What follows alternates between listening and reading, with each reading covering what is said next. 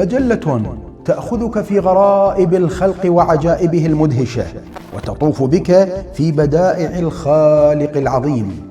مجلة الطبيعة وما وراءها تصدر عن مؤسسة الدليل للدراسات والبحوث بأقلام متخصصين وخبراء.